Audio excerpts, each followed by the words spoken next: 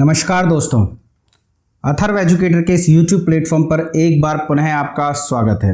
कैसे हैं दोस्तों आप लोग? उम्मीद है सकुशल होंगे और आपकी तैयारी भी जोरों शोरों से चल रही होगी। दोस्तों ये session UP triple SC video री एग्ज़ाम के लिए है।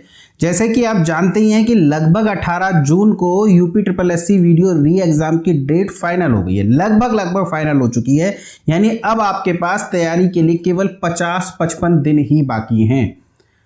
दोस्तों आपको रीजनिंग पर और हिंदी पर पूरा जोर लगाना है, क्योंकि ये दो ऐसे सब्जेक्ट्स हैं जो आपको पूरा नंबर दिलाएंगे और मेरिट में आपको आगे लेकर के जाएंगे।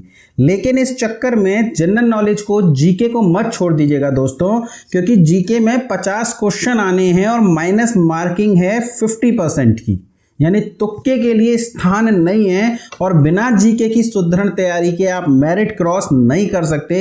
आपका जो है ग्राम विकास अधिकारी बनने का सपना टूट जाएगा अगर आपने जीके को अच्छे से नहीं किया।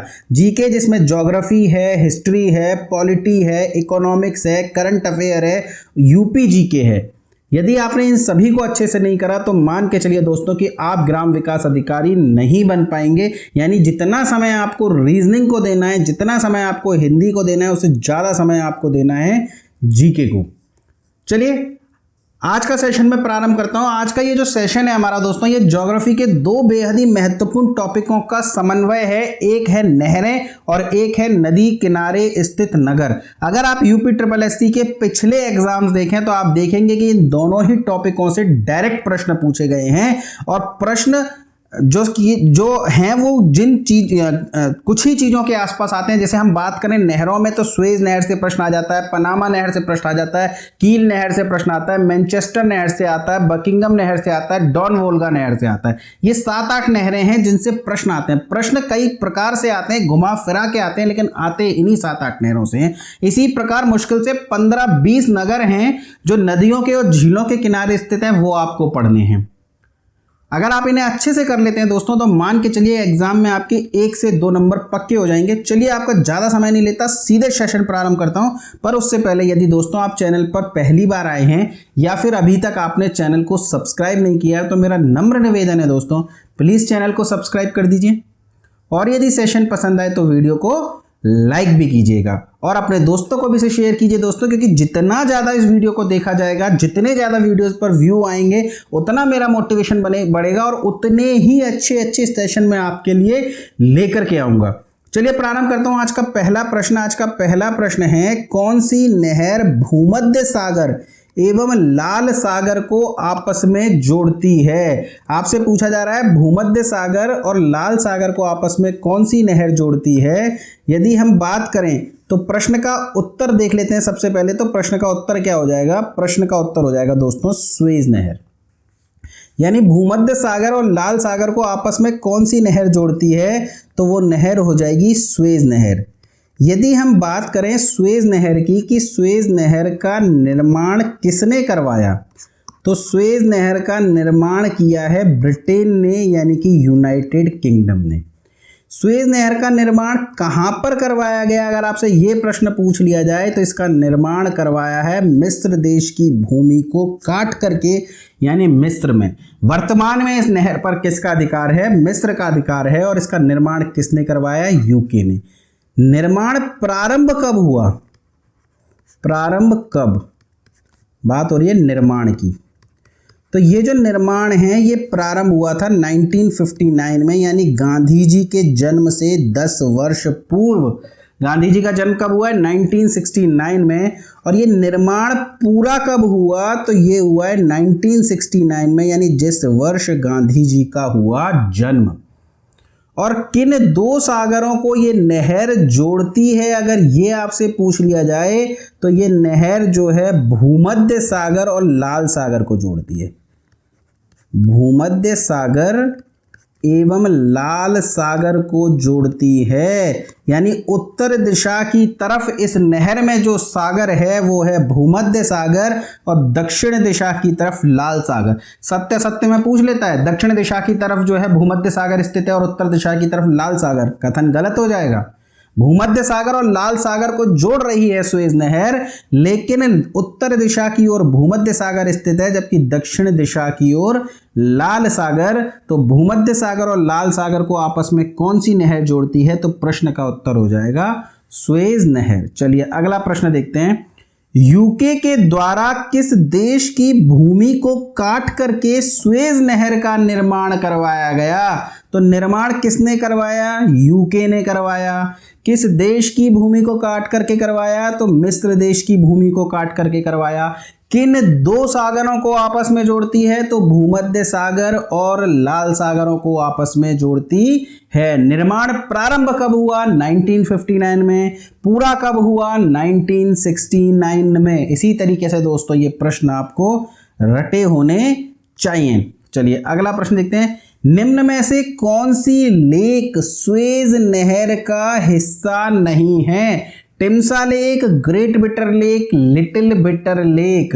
तो बात करें यदि हम अपने इस फिगर की, तो ध्यान रखिएगा इसमें 3 नहरें स्थित हैं। ये क्रम भी याद रखिएगा, उत्तर से दक्षिण की ओर इसमें 3 नहरें स्थित हैं। यदि हम बात करें ये नहरें कौन कौन सी हैं, तो इसमें से पहली नहर है आपकी टिम्सा लेक।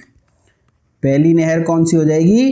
टिम्सा लेक। इसके अलावा और कौन सी है? तो दूसरी लहर है आपकी ग्रेट बिटर लेक। दूसरी लहर का नाम क्या है? Great bitter lake. वहीं जो तीसरी नहर है उस नहर का नाम है आपका little bitter lake. Little bitter lake. ये फिगर माइंड में रखिएगा, बहुत सारे प्रश्न आते हैं। टिम्सा लेक, ग्रेट बिटर लेक और लिटिल बिटर लेक करके 3 नहरें स्थित हैं इस सुएज नहर पर, जबकि गोत्रम लेक सुएज नहर का हिस्सा नहीं है। प्रश्न का उत्तर हो जाएगा डी। चलिए अगला प्रश्न देखते हैं। अगला प्रश्न है सुएज नहर की लंबाई कितनी है? देखिए सुएज नहर की लंबाई भी आपको याद रखनी है, चौड़ाई भी आपको याद रखनी है, गहराई भी आपको याद रखनी है। बहुत ही इंपॉर्टेंट प्रश्न है। यदि बात करें लंबाई कितनी है, तो लंबाई है 162 किलोमीटर। ध्यान रखिएगा लंबाई कितनी है? 162 किलोमीटर। चौड़ाई कितनी है? चौड़ाई है दोस्तों इसकी 60 मीटर। ये यूनिट जरूरी ध्यान रखिए। देखिए चौड़ाई मीटर में है जबकि लंबाई किलोमीटर में। देखिए डिस्टेंस नापना है तो डिस्टेंस तो किलोमीटर में होगा ना। 60 मीटर लंबी 162 मीटर लंबी नहर बना के क्या करेंगे? दूरी नापनी है आपको। आपको जाना है यूरोप से एशिया में, आपको आना है ब्रिटेन से भारत में। तो 162 किलोमीटर लंबी है आपकी सुएज नहर, जबकि चौड़ाई आपको चौड़ाई इतनी रखनी है कि एक जहाज आ जाए उसके बीच में बड़ा सा। तो चौड़ाई कितनी है? चौड़ाई है 60 मीटर की। जबकि गहराई कितनी है?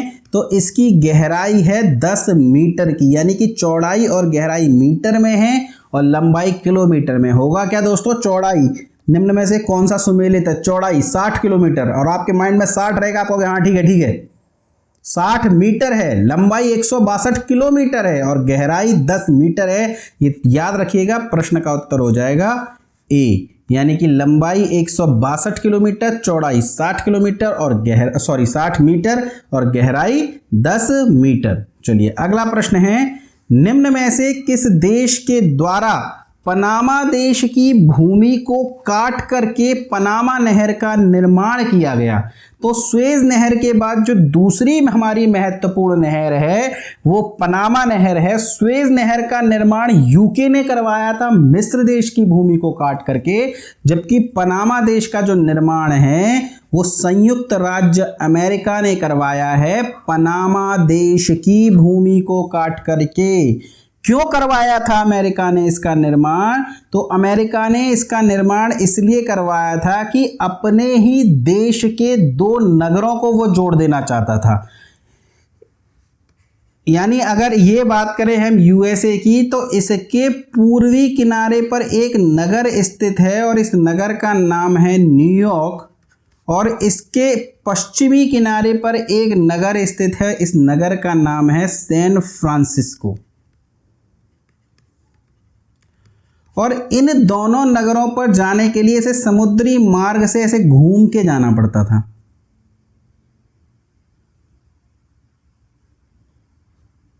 ये कुछ ऐसे कर लीजिए नगर, यहाँ पर, यहाँ नीचे की तरफ पनामा आ जाएगा।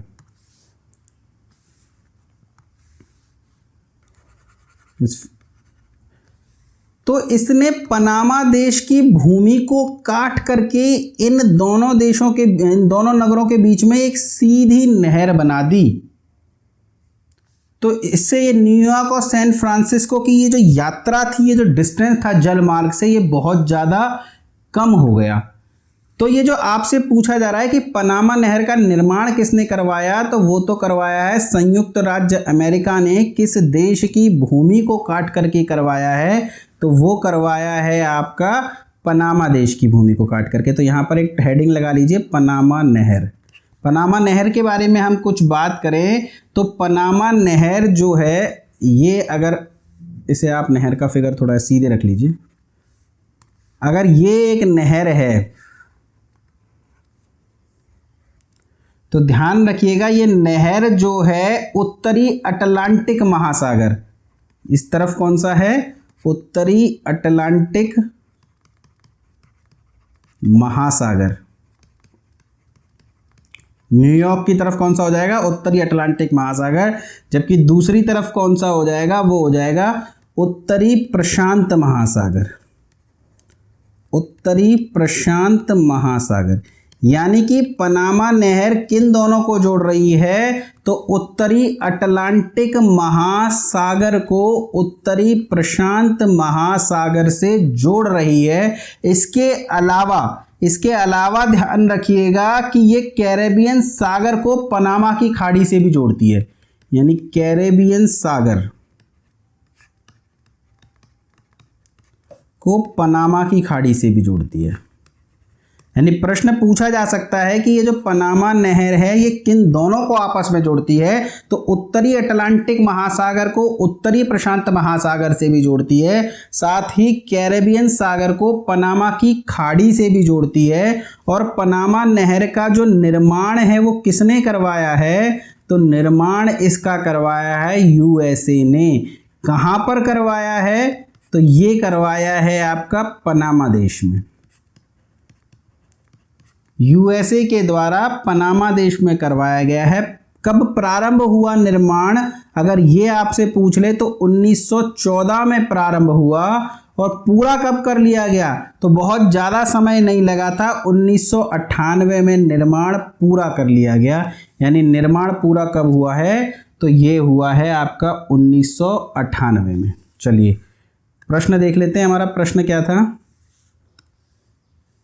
प्रश्न था हमारा, पनामा देश की भूमि को काटकर पनामा नहर का निर्माण किसने करवाया, और उत्तर हो जाएगा इसका संयुक्त राज्य अमेरिका ने। चलिए अगला प्रश्न देखते हैं। सुएज नहर के निर्मित हो जाने से भारत एवं लंदन के बीच की दूरी कितने किलोमीटर कम हो गई। जो अभी हम सुएज नहर की बात कर रहे थे, सुएज नहर का निर्माण, किसी भी नहर का निर्माण इसीलिए किया जाता है कि दो भूमियों के बीच की दूरी कम हो सके। तो लंदन यानी यूके का, ब्रिटेन का इंटरेस्ट कहाँ है, भारत में। तो भारत में उसकी जो पहुंच है वो आसानी से हो सके, इसी वजह से 1969 में जिस नहर का निर्माण पूरा किया गया वो नहर थी सुएज नहर। और सुएज नहर बन जाने से भारत और लंदन के बीच की दूरी 8,200 किलोमीटर कम हो गई। यानी अब ब्रिटेन भारत को आसानी से और ज़्यादा गुलाम बना सकता है। इसी वजह से कहते हैं प्रकृति ने 1969 में जब सुएज नहर का निर्माण पूरा हुआ, उसी वर्ष भारत में एक महान विभूति को जन्म दिया, और वो विभूति थी गांधी जी। यानी अब तुम भारत को गुलाम बनाओ और हम भारत की आज़ादी के लिए गांधी जी को जन्म देंगे। देखिए भारत की आज़ादी में बहुत लोगों का योगदान है, जिसमें से गांधी जी हो गए, हमारे चंद्रशेखर आज़ाद हो गए, भगत सिंह हो गए, सुखदेव हो गए, राजगुरु हो गए, इसके अलावा बहुत सारे सुभाष चंद्र बोस हो गए, और बहुत सारे गुमनाम क्रांतिकारी हो गए। ये तो वे क्रांतिकारी थे जिनका नाम हमें पता है। इसके अलावा बहुत से क्रांतिकारी थे जो अंग्रेजों के जुल्मों का शिकार हुए, जिन्होंने फांसी झेली, जिन्होंने यातनाएं झेली, पर भारत की आज़ादी के लिए लड़ते रहे। ऐसे क्रांतिकारियों को नमन। तो गांधी जी का भी अतुलनीय योगदान है भारत देश की आज़ादी में, और उनका जन्म हुआ है 1969 में, और 1969 में ही सुएज नहर का निर्माण भी पूरा हुआ है। और सुएज नहर के निर्माण से जो दूरी है भारत और लंदन के बीच में वो कितने किलोमीटर कम हो गई, तो वो हो गई 8,200 किलोमीटर कम। चलिए अगला देखते हैं, निम्न में से किस वर्ष सुएज नहर का अंतरराष्ट्रीयकरण किया गया। देखिए इंपॉर्टेंट प्रश्न है। अब देखिए निर्माण किसने करा है, निर्माण तो करा है यूके ने। कब करा है, तो 1859 में। पूरा कब हो गया, 1869 में। लेकिन मिस्र जब आजाद हो गया तो ये नहर मिस्र के पास आ गई। मिस्र ने कहा कि बस बहुत हुआ, अब इस नहर पर हम टैक्स लगाएंगे और इस टैक्स का भुगतान अब मिस्र कर लेगा। मतलब टैक्स कौन प्राप्त करेगा, मिस्र प्राप्त करेगा। इसलिए अब हम इस नहर का अंतर्राष्ट्रीयकरण करेंगे। तो इसका अंतर्राष्ट्रीयकरण मिस्र के द्वारा किया गया है। और अगर आपसे पूछ ले कब किया गया है, तो इसका अंतर्राष्ट्रीयकरण किया गया है 1956 में। यानी मिस्र ने अंतर्राष्ट्रीयकरण करा है। और कब किया है, तो 1956 एडी में। याद रखिएगा, बहुत ही इंपॉर्टेंट प्रश्न है। चलिए अगला प्रश्न देखते हैं, सुएज नहर का प्रमुख इंजीनियर निम्न में से कौन था। वालेस, स्टीवेंस, गॉथिल्स या लेसेप्स। तो ध्यान रखिएगा, सुएज नहर के जो वास्तु का इंजीनियर थे वे थे Ferdinand de Lesseps. Ferdinand de Lesseps इस प्रश्न का उत्तर हो जाएगा। और हमारे प्रश्न में सिर्फ लेसेप्स दिया हुआ है, तो प्रश्न का उत्तर क्या हो जाएगा, लेसेप्स। चलिए 9वां प्रश्न देखते हैं, सुएज नहर के दक्षिण में कौन सा बंदरगाह है। हमने प्रारंभ में ही देखा कि उत्तर की तरफ भूमध्य सागर है। कौन सा सागर है, भूमध्य सागर है। जबकि इसमें दक्षिण की तरफ लाल सागर है। लेकिन यहां ये सागरों के विषय में बात नहीं कर रहा, यहां बात कर रहा है प्रश्न बंदरगाहों के विषय में, कि उत्तर की तरफ कौन सा बंदरगाह है और दक्षिण की तरफ कौन सा बंदरगाह है। तो ध्यान रखिएगा, भूमध्य सागर की तरफ जो बंदरगाह है, यानी उत्तर की तरफ जो बंदरगाह है, उसका नाम है पोर्ट सईद। Port Said. जबकि लाल सागर की तरफ, दक्षिण की तरफ जो बंदरगाह है, उसका नाम है पोर्ट सुएज। तो आपसे प्रश्न में पूछा गया है दक्षिण की तरफ कौन सा बंदरगाह है, तो दक्षिण की तरफ है पोर्ट सुएज। प्रश्न का उत्तर क्या हो जाएगा, प्रश्न का उत्तर हो जाएगा पोर्ट सुएज। यदि पूछा जाता उत्तर की तरफ कौन सा बंदरगाह है, तब हमारे प्रश्न का उत्तर होता पोर्ट सईद। यदि पूछ ले उत्तर की तरफ कौन सा सागर है, तो भूमध्य सागर। दक्षिण की तरफ कौन सा सागर है, तब ऐसी स्थिति में प्रश्न का उत्तर क्या हो जाएगा, लाल सागर। चलिए हम देखते हैं अपना अगला प्रश्न। और अगला प्रश्न है,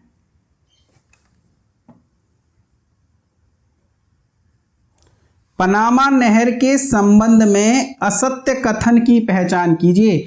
अब देखिए पनामा नहर के बारे में बात हो रही है। पनामा नहर जिसका निर्माण किसने करवाया है, यूएसए ने। किस देश में करवाया है, तो पनामा देश की भूमि को काट करके करवाया है। किन दो नगरों को आपस में जोड़ने के लिए करवाया गया है, न्यूयॉर्क और सैन फ्रांसिस्को को। कब निर्माण प्रारंभ हुआ, तो 1914 में। कब पूरा हुआ, 1918 में। ये बातें हम नोट कर चुके हैं। तो इस नहर का निर्माण 1914 में प्रारंभ हुआ और 1918 में से पूर्ण कर लिया गया। ये कथन कैसा हो जाएगा, ये कथन हो जाएगा सत्य। पनामा नहर के निर्माण का सुझाव सर्वप्रथम जर्मनी देश के विद्वान स्टीवेंस ने दिया था। यह कथन दोस्तों गलत हो जाएगा, यानी यही हमारा प्रश्न का उत्तर है। क्योंकि यहां पर आप नोट लिख लीजिए कि पनामा नहर का जो निर्माण है, पनामा नहर के निर्माण का जो सुझाव है,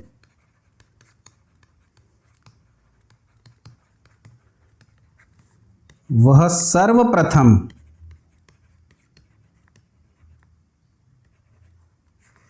जर्मनी देश के विद्वान हम्बोल्ट ने दिया था। जर्मनी देश के विद्वान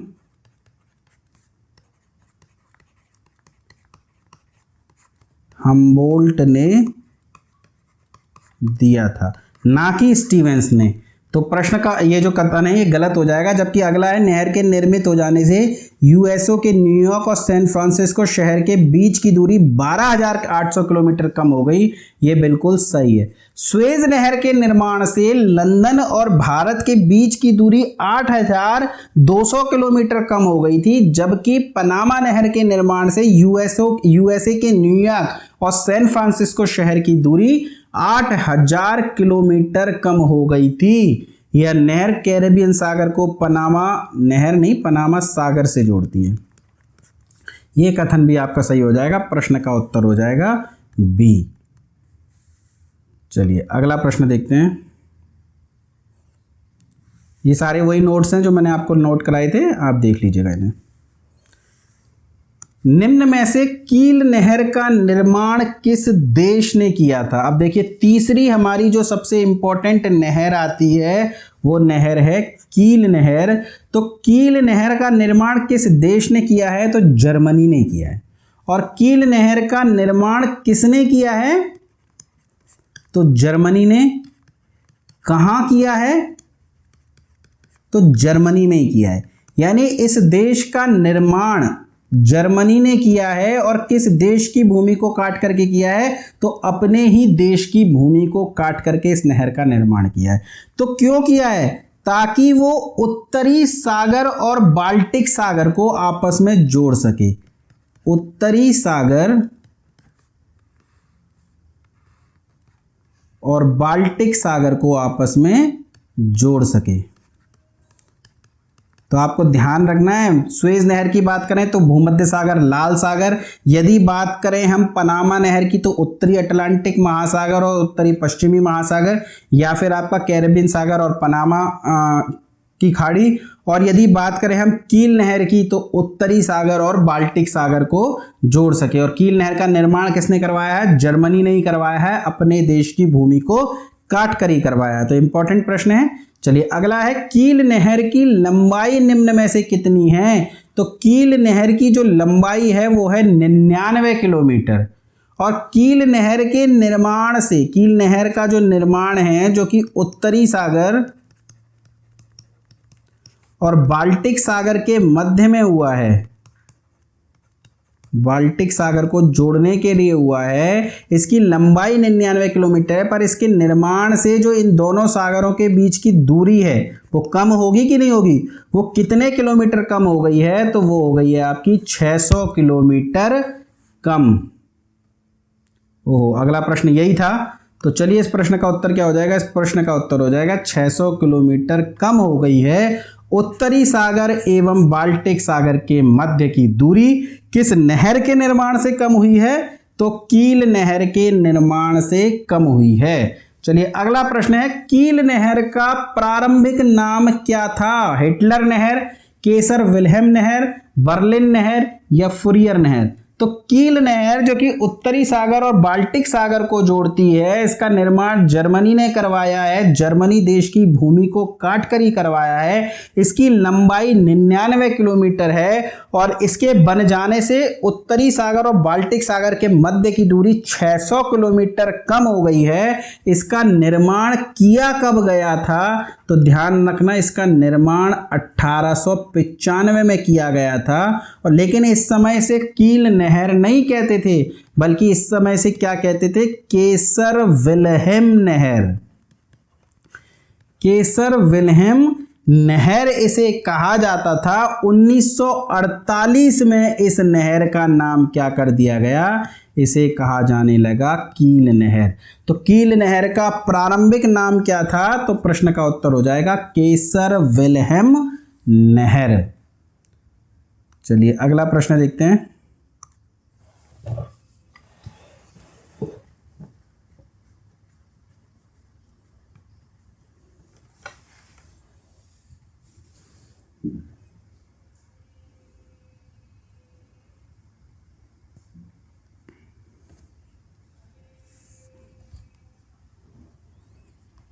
अगला प्रश्न है, निम्न में से कौन सी नहर सुपीरियर झील को ह्यूरॉन झील से जोड़ती है? देखिए, यूएसए और कनाडा के बॉर्डर पर कुछ नहरें बनी हुई हैं, जिसमें से एक नहर है सुपीरियर नहर।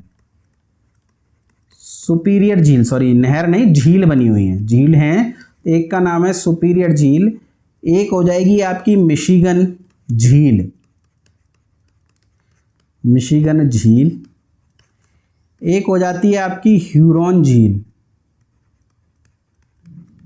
ह्यूरॉन झील, फिर इसके बाद ईरी झील, और उसके बाद हो जाती है ओंटारियो झील, ओंटारियो झील।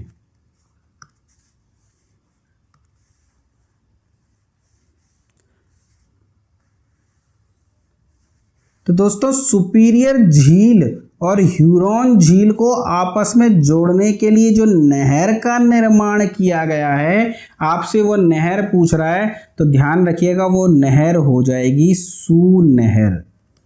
कौन सी नहर हो जाएगी? तो वो नहर हो जाएगी आपकी सू नहर। उसी प्रकार ह्यूरॉन झील और इरी झील को जोड़ने के लिए भी एक नहर बनाई गई है, और ऐसी स्थिति में उस नहर का नाम क्या हो जाएगा? उस नहर का नाम हो जाएगा ईरी नहर। इसी प्रकार ईरी झील और ओंटारियो झील को जोड़ने के लिए भी एक नहर का निर्माण किया गया है, और उस नहर का नाम हो जाएगा वेलैंड नहर। तो ये तीनों नहर आप ध्यान रखेंगे। सुपीरियर झील और ह्यूरॉन झील को जोड़ने के लिए सू नहर, उसी प्रकार ह्यूरॉन झील और इरी झील को जोड़ने के लिए इरी नहर, और इरी झील और ओंटारियो झील को जोड़ने के लिए वेलैंड नहर का निर्माण किया गया है। तो यहां आपसे सुपीरियर झील और ह्यूरॉन झील पूछ रहा है, तो ऐसी स्थिति में प्रश्न का उत्तर क्या हो जाएगा? प्रश्न का उत्तर हो जाएगा सू नहर। चलिए अगला प्रश्न देखते हैं। निम्न में से कौन सी नहर भारत में स्थित है? देखिए भारत में कई नहरें हैं, लेकिन यहां पर ऑप्शन देखिए, मैनचेस्टर नहर, वेलैंड नहर, बकिंगम नहर और ग्रेट कैनाल। ऐसी स्थिति में आपके लिए थोड़ा सा कंफ्यूजन हो जाएगा यदि आपको इसका उत्तर नहीं पता तो। क्यों? क्योंकि वेलैंड नहर तो अभी अभी हमने देखी कि वेलैंड नहर ओंटारियो झील को जोड़ता है किससे? इरी झील से। देखिए इरी झील को ओंटारियो झील से जोड़ता है वेलैंड नहर, अभी अभी हमने देखा। लेकिन मैनचेस्टर और बकिंगम और ग्रेट कैनाल, अब ये सारे ही अंग्रेजी नाम हैं, जिसमें से मैनचेस्टर और बकिंगम ये दोनों तो इंग्लैंड के शहर हैं। तो क्या ग्रेट कैनाल इस प्रश्न का उत्तर है? नहीं, भारत में स्थित नहर है बकिंगम नहर। बकिंगम नहर जिसका निर्माण अंग्रेजों ने करवाया था, इसलिए इसका नाम बकिंगम नहर रख दिया था। ये जो है तमिलनाडु और आंध्र प्रदेश के मध्य में स्थित है, और जिस वाटरवे पर यह स्थित है, नेशनल वाटरवे, वो याद रखिएगा नेशनल वाटरवे 4 पर स्थित है ये नहर। बकिंगम नहर तमिलनाडु और आंध्र प्रदेश के मध्य में स्थित है। यानी निम्न में से कौन सी नहर भारत में स्थित है करके यदि आपसे प्रश्न पूछा जाए, ऐसी स्थिति में उत्तर हो जाएगा बकिंगम नहर। मैनचेस्टर नहर यूके देश के मैनचेस्टर को खाली स्थान से जोड़ती है। यानी आपसे पूछ रहा है मैनचेस्टर नहर, मैनचेस्टर नहर कहां स्थित है? तो मैनचेस्टर नहर इंग्लैंड में स्थित है, यूनाइटेड किंगडम में स्थित है, और यूनाइटेड किंगडम के मैनचेस्टर को किस नगर से जोड़ती है? तो ध्यान रखिएगा ईस्थम नगर से जोड़ती है। चलिए अगला प्रश्न देख लेते हैं। निम्न में से किस नहर को स्टालिन नहर के नाम से भी जाना जाता है? तो स्टालिन नहर के नाम से डॉन वोल्गा नहर को जाना जाता है। एक नदी है डॉन नदी और एक नदी है वोल्गा नदी। डॉन नदी और वोल्गा नदी दोनों ही यूरोप में स्थित है। यूरोप की सबसे लंबी नदी कौन सी हो जाती है? वोल्गा नदी। तो डॉन नदी और वोल्गा नदी को जोड़ने के लिए जिस नहर का निर्माण किया गया है वह डॉन वोल्गा नहर है, और इसे ही स्टालिन नहर के नाम से भी जाना जाता है। चलिए अगला प्रश्न देखते हैं। निम्न में से विश्व की सबसे लंबी नहर कौन सी है? देखिए विश्व की सबसे महत्वपूर्ण नहर तो सुएज नहर है, पर विश्व की सबसे लंबी नहर अगर आपसे पूछ लिया जाए तो ग्रेट कैनाल सबसे लंबी है, इसलिए तो उसे ग्रेट कैनाल कहते हैं। ग्रेट कैनाल ये यूनेस्को की विश्व धरोहर सूची में भी शामिल है, और दुनिया की सबसे लंबी नहर है चीन में। तो ग्रेट कैनाल हो जाएगा हमारे प्रश्न का उत्तर, यानी दुनिया की सबसे लंबी नहर कौन सी है? तो ग्रेट कैनाल। चलिए अगला प्रश्न देखते हैं। इरी झील को ओंटारियो झील से जोड़ती है। हमने देखा था सुपीरियर झील को ह्यूरॉन झील से जोड़ने के लिए जिस नहर का निर्माण करवाया गया था वो कौन सी नहर थी? वो थी आपकी सू नहर। सू नहर। और ये किसे जोड़ रही थी? तो ये जोड़ रही थी सुपीरियर झील को। ये बहुत ही इंपॉर्टेंट है दोस्तों, इसलिए मैं बार बार आपको करवा रहा हूं। सुपीरियर झील को ह्यूरॉन झील से। लेकिन ह्यूरॉन झील के बाद फिर नहर निकाली गई थी जो इरी झील को जोड़ रही थी, और इस नहर का नाम अगर आपसे पूछ ले तो इस नहर का नाम इरी झील ही था। और इरी झील से एक और नहर निकाली गई थी जो कि आपकी ओंटारियो झील को जोड़ रही थी, और इसका नाम क्या था? इसका नाम था वेलैंड नहर। किसको जोड़ रही थी ये? इरी झील और ओंटारियो झील को। तो इरी झील और ओंटारियो झील को कौन सी नहर जोड़ रही है? तो प्रश्न का उत्तर ऐसी स्थिति में क्या हो जाएगा? वेलैंड। इरी झील को ओंटारियो झील से जोड़ती है। दोस्तों ये प्रश्न ही गलत है। चलिए ये सारे ऑप्शन काट दीजिए। ऐसी स्थिति में उत्तर क्या हो जाएगा? ऐसी स्थिति में उत्तर हो जाएगा वेलैंड नहर। ये टाइप करते समय थोड़े से ऑप्शन मैंने गलत दे दिए हैं। इसका प्रश्न का उत्तर क्या हो जाएगा? वेलैंड नहर। चलिए आगे चलते हैं हम। ऑक्सफोर्ड। अब कुछ नदी किनारे स्थित नहरों को देख लेते हैं, क्योंकि जितनी भी महत्वपूर्ण झील थी जो आपके एग्जाम की दृष्टि से महत्वपूर्ण थी वे सभी मैंने आपको कवर करा दी हैं। तो अब आप ध्यान रखिएगा, आगे कुछ प्रश्न हम देख लेते हैं। एक है ऑक्सफोर्ड किस नदी के किनारे पर स्थित है? देखिए आपने हमेशा एक इजी प्रश्न पढ़ा होगा कि लंदन जो है आपका किस नदी के किनारे पर स्थित है, और आपको सभी को उसका उत्तर पता है, टेम्स नदी। लेकिन टेम्स नदी के किनारे पर यूके के दो नगर स्थित हैं। एक का नाम है लंदन और दूसरा हो जाएगा ऑक्सफोर्ड। ऑक्सफोर्ड डिक्शनरी पढ़ी होगी आपने, और ऑक्सफोर्ड यूनिवर्सिटी का नाम भी सुना होगा। लंदन में स्थित है ऑक्सफोर्ड नदी, और ऑक्सफोर्ड नदी किस ऑक्सफोर्ड नगर और ऑक्सफोर्ड नगर किस नदी के किनारे स्थित है? तो वो स्थित है टेम्स नदी के किनारे। इसी ऑक्सफोर्ड में यूनिवर्सिटी है, ऑक्सफोर्ड यूनिवर्सिटी। चलिए अगला देख लेते हैं। डैन्यूब नदी के किनारे किस देश की राजधानी स्थित नहीं है? देखिए इंपॉर्टेंट कीजिए इस प्रश्न को। डैन्यूब नदी के किनारे पर 5 देशों की राजधानियां स्थित हैं, एक की नहीं। डैन्यूब नदी जो कई देशों से बहती है, इन 5 देशों के अलावा भी, लेकिन 5 देशों की तो राजधानी सीधे सीधे स्थित है। और वे 5 देश कौन से हो जाएंगे? ऑस्ट्रिया। ऑस्ट्रिया की राजधानी है वियना। स्लोवाकिया जिसकी राजधानी है ब्राटिस्लावा। हंगरी की राजधानी है बुडापेस्ट। सर्बिया जिसकी राजधानी है बेलग्रेड, और रोमानिया जिसकी राजधानी है बुखारेस्ट। ध्यान रखिएगा, हंगरी की राजधानी बुडापेस्ट है, रोमानिया की राजधानी बुखारेस्ट है। राजधानियां भी तो पूछी जाती है ना आपसे, तो देखिए 5 देशों की राजधानियां तो यही याद हो जाएंगी आपको। इंपॉर्टेंट पूछ लेगा आपसे, ऑस्ट्रिया की राजधानी क्या है? वियना। स्लोवाकिया की राजधानी क्या है? ब्राटिस्लावा। हंगरी की राजधानी क्या है? बुडापेस्ट। सर्बिया की राजधानी क्या है? बेलग्रेड। रोमानिया की राजधानी क्या है? बुखारेस्ट। तो डैन्यूब नदी के किनारे पर किस देश की राजधानी स्थित नहीं है? तो जर्मनी की राजधानी बर्लिन स्थित नहीं है। ध्यान रखिएगा, जर्मनी देश से डैन्यूब नदी बहती जरूर है, पर बर्लिन डैन्यूब नदी के किनारे स्थित नहीं है। बर्लिन है स्प्री नदी के किनारे पर स्थित। तो डैन्यूब नदी के किनारे पर ऑस्ट्रिया की, स्लोवाकिया की, हंगरी की, सर्बिया की, रोमानिया की राजधानी स्थित है, ना कि जर्मनी की। चलिए अगला प्रश्न देखते हैं। पो नदी के किनारे पर कौन सा शहर स्थित है? पो नदी कहां बहती है? तो यह बहती है इटली में, और इटली को कहते हैं यूरोप का भारत।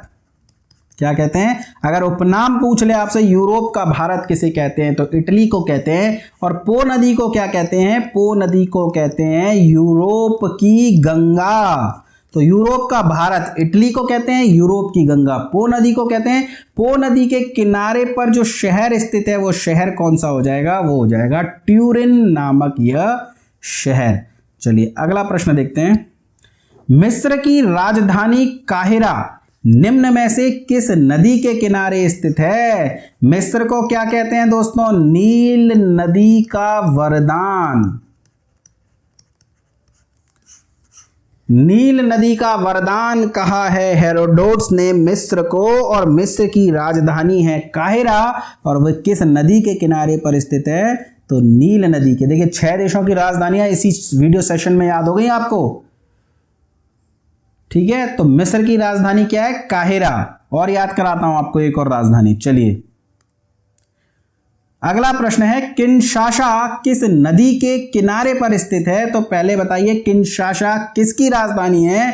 तो किनशासा स्थित है कांगो की राजधानी, और कांगो की ये जो राजधानी है किनशासा, ये किस नदी के किनारे स्थित है? तो कांगो नदी के ही ये किनारे स्थित है। और ये जो कांगो नदी है ये अफ्रीकी महाद्वीप की दूसरी सबसे लंबी नदी है। तो अफ्रीकी महाद्वीप की सबसे लंबी नदी कौन सी हो जाएगी?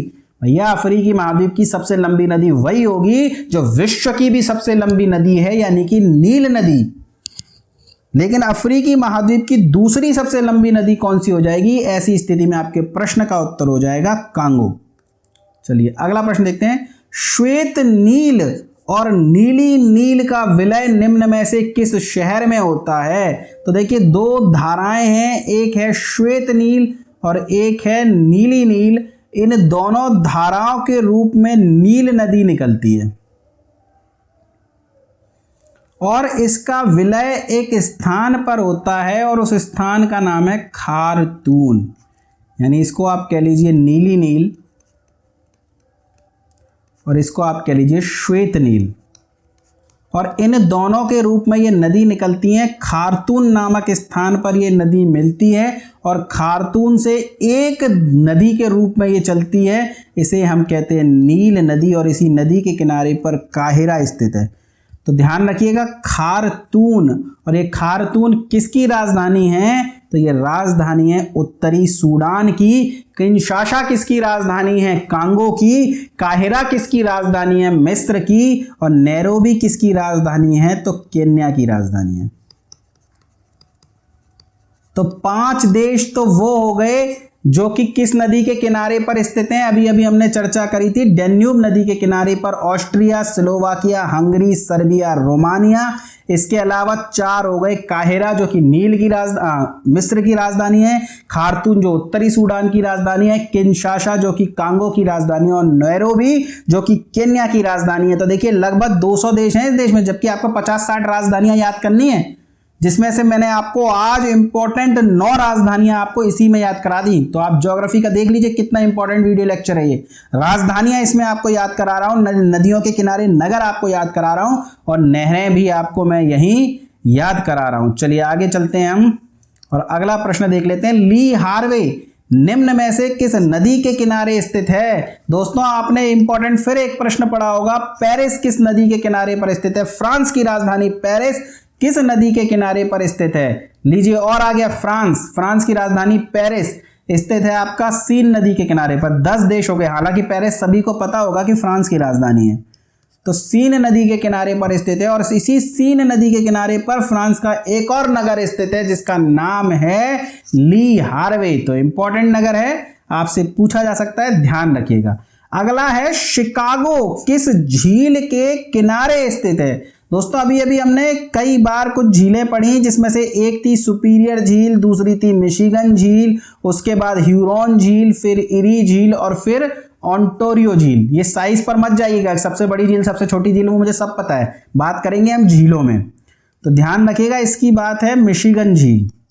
ये है आपकी मिशिगन झील, और मिशिगन झील कहां पर है? ये यूएसए में। देखिए इन 5 झीलों में यही एक झील है जो पूरी तरह यूएसए में, बाकी सभी झीलें यूएसए और कनाडा की बॉर्डर पर स्थित हैं। इसी मिशिगन झील के किनारे पर यूएसए का एक बहुत ही महत्वपूर्ण नगर शिकागो स्थित है। शिकागो। तो शिकागो किस झील के किनारे पर स्थित है? तो ऐसी स्थिति में प्रश्न का उत्तर हो जाएगा मिशिगन झील। चलिए अगला प्रश्न है, बर्लिन किस नदी के किनारे पर स्थित है? स्प्री नदी, पो नदी, टाइबर नदी और राइन नदी। तो ऐसी स्थिति में क्या हो जाएगा? इस प्रश्न का उत्तर हो जाएगा स्प्री नदी।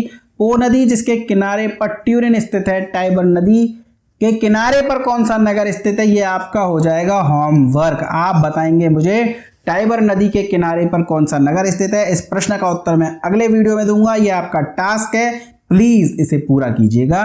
बर्लिन किस नदी के किनारे पर स्थित है, तो ऐसी स्थिति में हो जाएगा आपका स्प्री नदी। हालांकि नदियों के किनारे अभी बहुत सारे नगर हमें पढ़ने हैं, हम इन्हें आगे के वीडियो लेक्चर्स में जरूर कवर करेंगे, लेकिन आज जो मैंने आपको कराई है ये उन नदी किनारे स्थित नगरों में भी सबसे इंपॉर्टेंट नगर जिनके सीधे सीधे पूछे जाने की उम्मीद है, वो मैंने आपको इस वीडियो लेक्चर में कराया है। तो प्लीज इस लेक्चर को जरूर अच्छे से कीजिएगा, बार बार कीजिएगा। सेशन पसंद आए तो लाइक जरूर ठोकिएगा दोस्तों। कैसे पता लगेगा मुझे सेशन पसंद आया नहीं आया, आपको जो है मुझे और मेहनत करनी है कि नहीं करनी है, या आपका काम इससे चल जाएगा, कैसे पता लगेगा मुझे? तो लाइक जरूर कीजिएगा अगर आपको पसंद आ रहा है तो, और चैनल को सब्सक्राइब कीजिए। आगे बहुत अच्छे अच्छे वीडियो सेशंस में आपके लिए यूपी ट्रिपल एससी वीडियो री एग्जाम के लिए लेकर के आने वाला हूं। चलिए फिर पढ़ते रहिए, मस्त रहिए, चैनल को शेयर सब्सक्राइब करते रहिए। धन्यवाद दोस्तों।